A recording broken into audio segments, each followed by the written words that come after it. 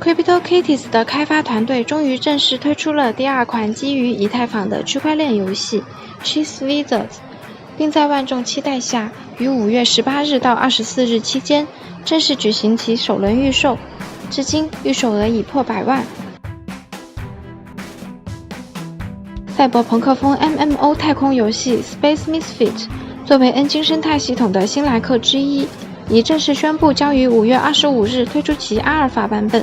预告片也已放出。街机赛车游戏 Battle Racers NFT 预售开启，此次预售由近万个箱子组成，每个箱子包含若干个随机赛车组成部分，其中将有60个独特的传奇资产，玩家可以自由选择使用虚拟货币或是信用卡来购买这些箱子。幻想生物养成游戏 X Infinity 将与 Loom 更紧密的合作，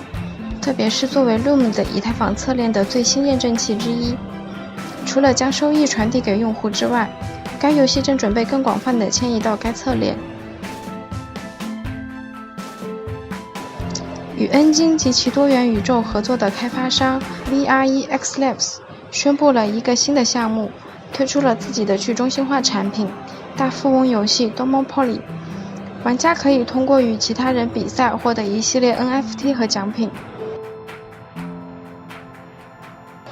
N 金向主流游戏世界迈出了更大的步伐，在其测试网上推出了一个基于 Java 的 SDK， 第一个基于区块链的 Minecraft 服务器，其中包括 N 金自己的测试案例 NGineCraft。随着本季度成功的加入波场世界，卡牌游戏 Splinterlands 借此机会将其本地货币 DEC 也引入了生态系统。据称，这种货币可以实现在 Steam 和波场两条区块链上进行互操作，并可以通过融化卡牌和 PVP 对战来获得。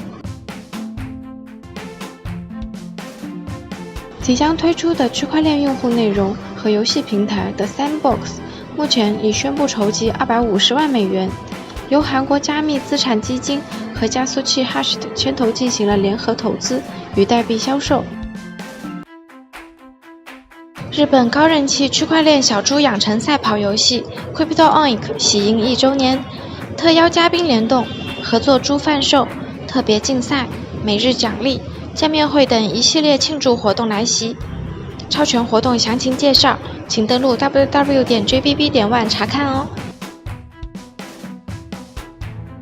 作为 N 金多元宇宙的新成员之一，佛根泰 Artifact 已于本周正式登陆 N 金主网。游戏本身尚未可玩，但该团队有望很快宣布其阿尔法版本。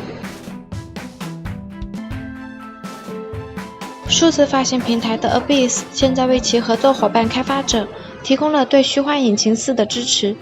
这包括从团队获得技术支持，以及不受限制的访问其专用的虚幻开发者网络的 Abyss 还将为使用虚幻引擎4开发的游戏提供市场营销支持。作为 Final Blade 等移动游戏的开发者，在韩国闻名的 Skate People 宣布将与波场合作，发布其首个使用了区块链技术的手机游戏 Dragon Castle